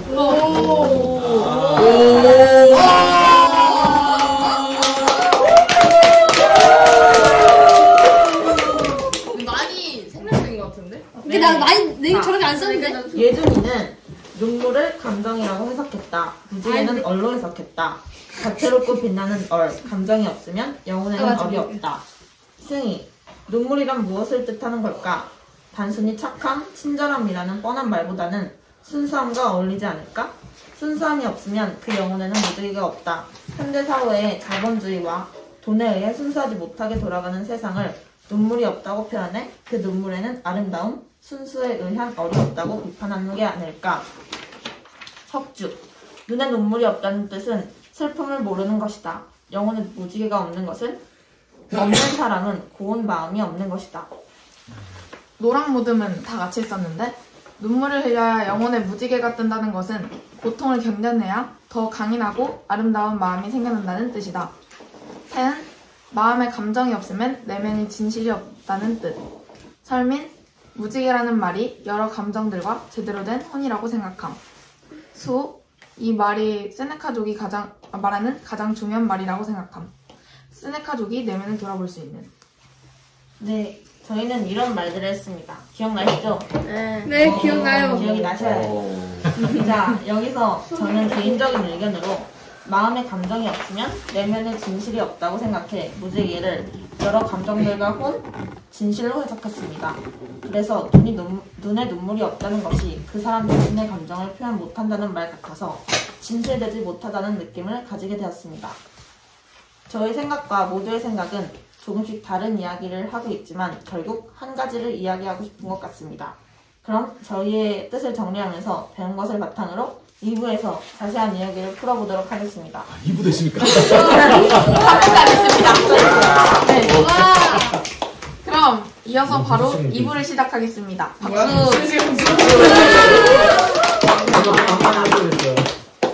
여러분, 어린 왕자에 나오는 보아뱅이 그림을 아시나요? 다 어떻게 모르신다. 네. 아마 어린 왕자 책을 읽어보신 분이라면 다들 한 번씩은 보셨을 것입니다. 어려운 거 아니면 너무 그냥 그랬지? 잘하신대. 뭐또 준비했어? 와, 수고하셨네요. 왜 이렇게 저거 남겨있어요? 종이 일부러 너네 많이 썼지. 에이. 아니야, 우리 이거 엄청 정성들로. 진짜. 아, 무슨 보험을 줬다 막히고. 가만히 있으세요. 네. 어린 왕자 책에서 비행사는 어릴 적 이 그림을 그렸었지만 어른들은 아무도 그것이 무엇인지 알아보지 못했습니다. 그저 단순히 눈에만 보이는 모자라고만 생각했습니다. 하지만 책 속에서 비행사의 그림을 알아보는 한 사람이 있었습니다. 누구였죠? 어린이 왕자였죠. 네, 어린 왕자였습니다. 어린 왕자는 눈에 보이는 것만을 보지 않고 그 속을 들여다볼 줄 알았습니다. 이건 역시 온눈과 온눈을 가진 자와 반대예요. 가지지 못한 자를 있었던 것입니다. 여기요? NG. 자, 그뿐만이 아니라 어린 왕자에서는 온눈을 가지지 못한 어른들의 또 다른 이야기가 나옵니다. 그쵸. 야, 왜 남겼어, 이거. 선생님한테 남기지 말라고 하셨는데. 아니, 뒷장까지 재활용을 할. 알차게. 괜찮아. 여기까지. 와. 네. 와, 잘했다. 누구야 저기? 비행사가 친구를 사귀었을 때 어른들은 그 친구에 대해서가 아니라 그 친구의 부모님이 어떤 직업을 가졌는지 집은 어떻게 생겼는지 같은 물질적인 것만을 궁금해합니다. 여기서 물질이란 눈에 보이는 것만을 이야기합니다. 결국 온눈과 똥눈을 나타내는 말인 것입니다. 온눈을 가지지 못한 사람들은 물질적인 것 말고는 볼 수 없고 온눈을 가진 어린 왕자와 같은 사람들만이 내면, 즉 진정한 내면 세계를 볼 수 있는 것입니다. 와, 그림 잘 그렸다, 정말. 제가 그렸어요. 하는 게 재밌어, 웃기기도. 그럼 여기서 다시 Soul would have no rainbow if the eyes had no tears 라는 문장을 떠올려 봅시다. 이 문장 역시 이 문장 역시 물질 세계를 나타내는 눈과 눈물, 내면 세계를 나타내는 영혼과 무지개가 등장합니다. 그런데 여러분, 혹시 저희가 자꾸 언급하는 이 문장이 어디서 나오는지 알고 계신가요? 네, 인디언 그림. 아니에요. 왜? 인디언 글에 있는 건 맞지만 네, 맞습니다. 이 문장은 인디언 부족 중 하나인 세네카족의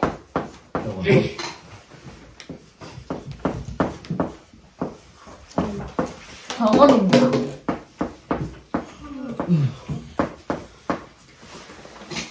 네, 한마디로 세네카족의 교훈, 절대 잊어버려서는 안 되는 말인 것입니다. 네, 여기까지가 저희가 준비한 2부 내용이고요. 3부에서는 이 사회에 비롯한 인디언들을 비롯한 여러 사람들의 억울함을 같이 풀어보겠습니다. 아, 참. 네. 이건 뭐야?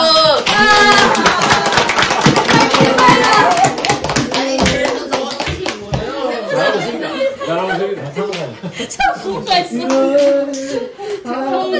사고? 언니는 지금 우리가 살아가는 사회주의적 사상과 인디언들의 자연을 가까이 하는 사상 중 어떤 것이 더 운동에 가깝다고 생각해?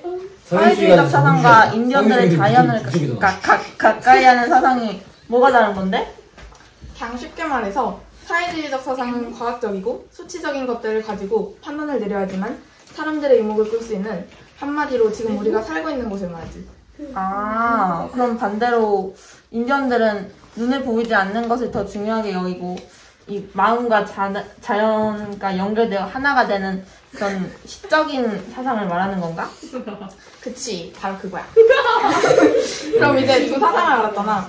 그래서 언니는 둘 중 어떤 것이 더 온눈에 가깝다고 생각해? 내가 봤을 때는 당연히 인디언들이 영적으로도 그렇고 내면 세계를 더 잘 볼 수 있을 것 같은데. 언니든? 나든.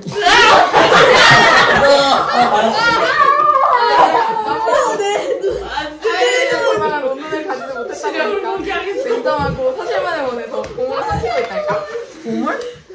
왜 그 있잖아. 어린 왕자에서 어른들이 비행사의 그림을 보고 아무도 그 그림을 알아보지 못했을 때 비행사에게 화가가 되는 꿈을 졌고 공부나 하라고 하잖아. 아, 맞아. 그래서 그때 이후로 비행사는 그림에 대한 자신감도 완전 잃고 이 어린 왕자를 만나기 전까지는 그림도 잘 안 그리잖아. 뭔가 어린 한 아이의 소중한 꿈을 뒷받는 느낌? 그렇지. 내 말이 바로 그거야. 그래서 결론은 우리 생각의 사회주의적 사상은 냉정하고 인디언들의 영적 사상이 더 온눈에 가깝다는 거지. 그리고 내 생각에 어린 왕자 말고도 이 사회의 쪽눈을 나타내는 일들은 많은 것 같아. 맞아. 환경오염 같은 것도 지금의 편리함, 달콤한 맛에 빠져서 나중 생각은 하지 않고 살아감으로 인해 지금 점점 오염되고 있지. 그런 부분은 아직 깨우치지 못한 우리가 인디언들한테 진정으로 배워야 되는 부분인 것 같아. 근데 우리는 단지 피부색이 다르다는 이유로 인디언들을 차별하고 그들을 내쫓는 게 진짜 인디언들한테는 한심하게 보일 거야. 진짜. 그리고 우리도 그 한심한 인간들 중에 한 명이라는 게 슬픈 사실이지. 또 인디언들과 같은 억울함을 가진 분들은 세월호 피해자 분들도 마찬가지일 거야. 오눈을 가지 못한 사람들의 욕심, 어리석음 때문에 억울하게 죽은 그분들은 아직도 오눈을 깨우치지 못한 이 사회 때문에 억울함을 풀지 못하고 있어. 정말 오눈은 이 나 자신을 위해서도 있지만 우리 지구에 살아가는 많은 억울한 분들을 위해서라도 꼭 필요한 존재인 것 같아. 언니! 우리 이 책숲에 다니면서 오눈을 기르고 우리의 이야기를 만들어보자. 어때?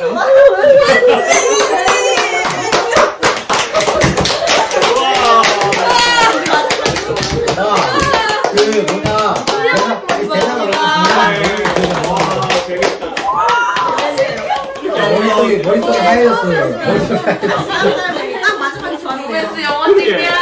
로맨스 영화 찍지 말아요. 저희 바이브 하시는 진짜. 저 어지러워. 아니, 그렇게 내용이 아름다워. 기억이 안 나요. 머릿속이 하얘졌어요. 눈이 앞이 안 보여요. 와, 여기 있어봐. 이거 봐. 너무 재밌었어. 너무 재밌어. 아, 너무 재밌어요. 아니, 죄송한데, 제 눈 수술을 좀 챙겨줬어요. 아, 정말 너무 아름다워. 정말로 아름다워. 아, 네. 아름다운 이야기였습니다. 우리의 이야기. 책숲이 우리 안에 있는 고운 마음들을 정말 한껏 일깨우는군요. 머릿속이 하얘졌어요. 멀쩡한 성화 씨는 도저히 할 수 없는 말이에요. 선생님도 인정하셨어. 선생님도 기억 안 하시는 것 같은데. 시츄에이션이 그런 말을 하게 만들었거든요. 얼마나 고마운 것입니까? 맨정신으로 살지만 어렵지 않습니까, 우리가? 자, 그런데 오늘 진짜 이야기가 순서가 정말 좋았습니다. 그죠? 네. 완전히 처음부터 마칠 순간까지 이야기가 쫙쫙 안구가 맞아 떨어졌습니다. 조심. 저희가 밤에 2시까지 이거 처음 했으면 우리 이제 다 멋지나 들어가야 이런 분위기 있다 몰랐어요. 여러분, 저희 책수 학생님 눈수술이하고 귀수술이 좀 챙겨주세요. 매우 수치스럽거든요. 그만해주세요. 아니 로맨스가 지금 들어왔다니까. 이렇게 아름답게 장식해 주어서 우리 수준이 보통이 아니다는 생각이 듭니다. 거의 모든 것을 다뤘습니다. 네. 그렇죠? 그리고 대기순환 우리 처음에 했을 때 열대우림 어린 왕자 처음에 나오는 보아뱀이 보아뱀 하나 때문에 잡아먹던 곰을 잡아먹는 장면을 보여주면서 그게 열대우림에서 있다 하면서 대기대순환 공부를 했지 않습니까? 네. 예, 이게 전부 다 보아뱀 이야기예요, 사실. 보아뱀 하나 때문에 이게 모든 게 지금 퍼지고 있습니다. 파충류 공부, 양수류 공부. 이 모든 일이 보아뱀 없었고. 때문에. 그리고 생물 분류책에 이참에 한번 쫙 한번 훑었습니다. 아주 전체를 다 보진 않았지만 중생대, 고생대 생물까지 발생 과정을 다 보기도 했고요. 그리고 또 하나의 큰 줄기가 이 인디언 이야기인데 인디언 이야기를 통해서 우리가 온전히 살아가자. 올 한 해 가장 큰 주제가 온눈과 쪽눈 이야기 아닙니까? 네. 어린 왕자 이야기도 잘 연결시켰네요. 다 어린 왕자에서도 아까 그 모아뱀 이야기처럼 온눈과 쪽눈이 짐작되는 상황을 볼 수 있었죠. 네. 차츰차츰 이것이 이제 여름 학기, 가을, 겨울 학기 공부를 통해서 더 어떻게 발전할지 기대가 잔뜩 됩니다. 중간중간에 조금은 고쳐야 되겠다는 생각이 드는 게 없진 않았지만 전반적으로는 아주 잘했습니다. 아주 내용이 훌륭했고 이번이 처음이죠, 그죠? 이 개봉은 처음이었습니다. 1회차에 이 정도의 완성도를 보여줬다는 게 여러분의 그 수준은 상당히 올랐다. 어제 그제 우리가 또 중생대 고생대 발표하면서도 한껏 우리 지식의 세계를 넓혀 나갔지만 오늘은 좀 더 넓은 폭에서 우리 공부했던 걸 다 정리하고 해서 여러분들이 뭐라고 할까요? 지식에 대한 태도를 다시 한번 볼 수 있었어요.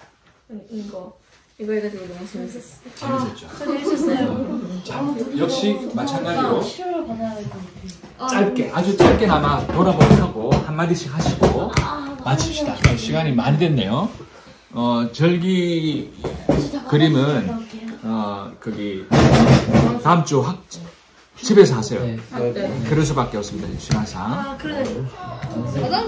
그럼 다음 주 내만 하면 되는 거네. 예, 다음 주네. 그걸 올려야겠네. 뭐지? 빨리 무언가를 메모해야 되게 갑자기 떠올라서 그걸 뭘 하고 될까요? 그래? 그래야지 머릿속에 하얀색 글들이 사라지지. 머릿속에 하얀색 된 사람이 있는 걸 메모를 해야 되겠어. 그래도 있잖아. 어제 그 중생대랑 그거 했잖아요. 그래서 좀 봤는데 수강하는 시간이 우리가 발표한 시간이 2배더라고요. 그렇죠. 다 봤어요? 네, 아니 그 분량만 딱 봤어요. 선생님 이거 꺼야지 않나요? 아니요. 일부러 켜놨어요. 녹음해두려고. 세민아 이거 상관없는 얘기인데 우리 독서대학 언제라고 했지? 다음 주 다다음 주 몇? 수요일? 반야신경. 우리 이집트 일단 돌아보기 먼저 하고 나서 이제 방학 주간에 우리가 뭘 해야 될지 각 모든별로 또는 반별로 어떤 걸 해야 되는지 확인해 보도록 해요. 이번엔 여기서부터 돌아갈까요? 저는요. 잘했어요. 이번 조사하면서 느낀 이번에 점이라든가. 조사를 하면서 만약에 저가 혼자 이렇게 준비를 했으면은 발표하고 쓰는데 힘들었을 것 같은데 같이 둘이서 도와주고 같이 해보니까 피드백도 주고 이렇게 하니까 되게 좀 원활하게 됐습니다. 그래가지고 되게 고마웠어요. 그렇군요. 같이 하니까 낫다고요? 선생님은 사실 한 사람씩 다 발표하게 하려고 했는데 결국은 한 사람씩 하긴 했지만 그래도 모둠을 지으니까 훨씬 더 내용이 알차졌어요. 서로 도와주고 부족한 점 채워주고. 여러분이 훨씬 더 좋은 선택을 한 것 같습니다. 다음번도 이렇게 해야 되겠습니다. 그죠? 네. 대신 다음번에는 또 사람을 바꿔야겠죠? 네? 이대로가 좋은데요. 네, 이대로만 안 돼요. 이거 좋아요? 한 번 더 하면 좀 더 발전한 모습을 볼 수 있어요. 그러니까 점점 그렇게? 발전하는 좋아요. 뭐 한번 해봐요. 좀 느낌이 다르니까. 느낌이 다르게 하는 것도 나쁘지 않는데. 아니 근데 계속 발전시키는 게 눈에 보이는 게 더 우리가 했다는 거잖아. 그래. 안 집니다. 그죠? 진짜 진심일 수도 진실은 아니고. 왜냐면은 그 3명이 있는 게 저희가 한 주제를 3개로 나누다 보니까 멋있었어. 이게 정리할 게 너무 없어가지고 짱이야. 머리를 쥐어짜내야 되는데 그것도 물론 결론은 태연이야 내가 귀찮았다. 아니 그게 아니라 그게 아니에요.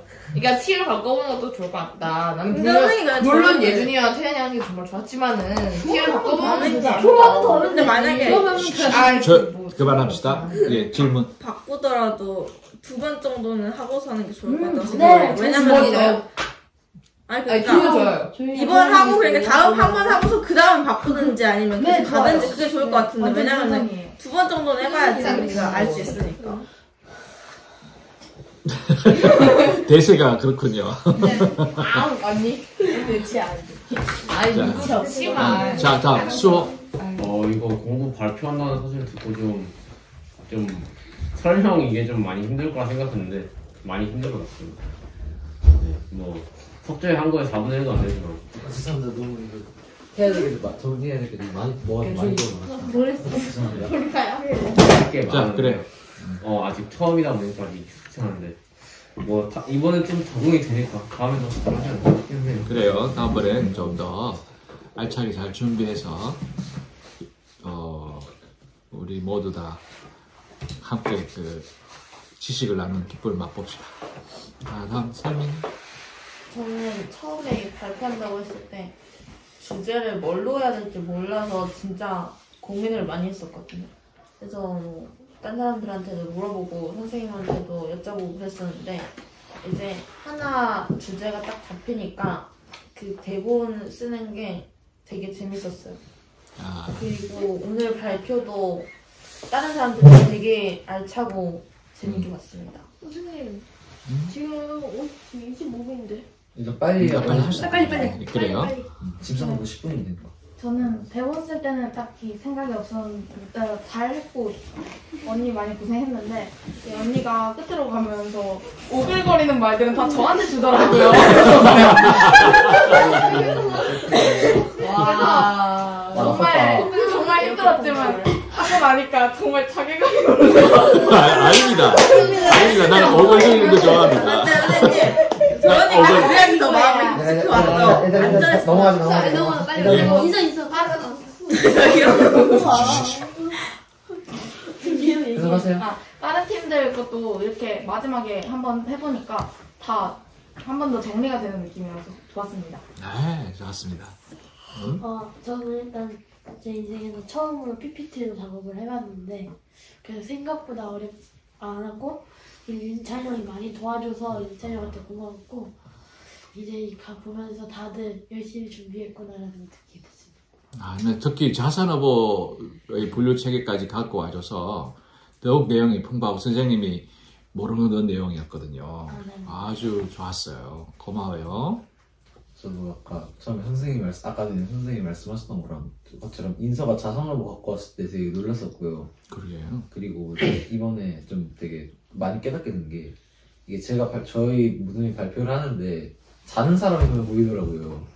그거를 보고 느낀 게 그리고 다른 사람들 발표를 하는데 다 되게 재밌게 하는데 저희는 뭔가 되게 좀 지루해 보이는 거예요. 제가 듣기에 그래서 내가 보기엔 안 지루해. 어떻게 바꿔 그래서 좀 이제 내용도 물론 중요하지만 그 좋은 내용을 사람들이 보게 할 수 있게 이목을 끄는 것도 굉장히 중요하구나라는 걸 깨닫게 된 것 같아요. 중요한 점입니다, 사실. 내용이 좋은 일단 내용도 좋았지만 어떻게 그걸 효과적으로 잘 전달하고 사람들이 인상이 남도록 인상적으로 받아들이도록 하느냐도 상당히 중요한 거거든요. 내용이 아무리 좋아도 전달 방법이 별로 안 좋으면 그냥 머리를 그냥 쓱 지나가 버리는데 오늘 알차게 잘 했습니다. 네, 저라서 미안하고요. 이게 지루해서 그런 건 아니고요. 그냥 제 다음 차례다 보니까 딱 긴장이 풀려서 좀 네. 당신은 좀 솔직해질 필요가 있는 것 같아요. 괜찮습니다. 본론만 말씀해 주세요. 아니, 다들 너무 잘해줬고요. 재밌게도 해줬고요. 너무 보는 내내 즐거웠고요. 준비하는 과정 이야기를 좀 해주면 좋겠습니다. 네? 준비하던 과정. 사실은 오늘 좀 많이 우락부락하게 지냈는데 왜냐면 한번 되게 공들여서 몇십 분 동안 했던 지구를 제가 무식하게 네, 땅을 갈색으로 칠하고 바다를 초록색으로 칠해서 비몽사몽이거든요. 네. 사실 그래서 딱 그거 하고 괜찮겠지? 괜찮을 거야 하고 그냥 넘어가려고 했는데 옆에서 친구들이 되게 위로 아닌 위로를 해주면서 이건 좀 아닌 것 같다 다시 하자라고 조언을 해줘서 다시 시작하는데 네. 다시 시작하려는데 이제 콜이 올리라고 써놨는데 콜이 에라고 써놨는데 좀 많이 답이 많이 비몽사몽했나봐요. 그래서 딱 에로 쓴 다음에 제 손을 보고 이제 정말 제 자신을 이렇게 경멸하면서 슬리퍼를 쥐어가지고 많이 폭주했는데 많이 화가 났더라고요. 네. 제가 그 던진 슬리퍼에 맞았어요. 네, 여러모로 미안하고요. 이제 제 폭주를 받아주신 여러분들께 정말 죄송하고요. 이해합니다. 저라도 그랬을 거예요. 그래서 그래도 다시 한 게 소외되지 않을 만큼 잘 나와준 것 같아서 그나마 기쁘고요. 그리고 제가 원래 되게 느끼하고 오글거리는 거 되게 좋아했는데 좀 싫어질 것 같아요. 여기까지 왔습니다. 난 좋게만 하더만. 다음 네. 숙제. 정말 높으신 거예요. 뭐 지금 뭐 어제 어제 모레 때 그거 대사 없이 그거 말했던 거 이어서 저 이번에는 그거 자유 없이 그거 말하는 거는 좀 처음이어서 뭔가 좀 힘들었지만 잘하기 그리고- 잘했어요. 잘했어. 그리고 수영 그리고 뭐 그래도 다음번에 하면 자료를 좀 준비하세요. 그래 대단했습니다. 네, 대단했습니다. 잘했어.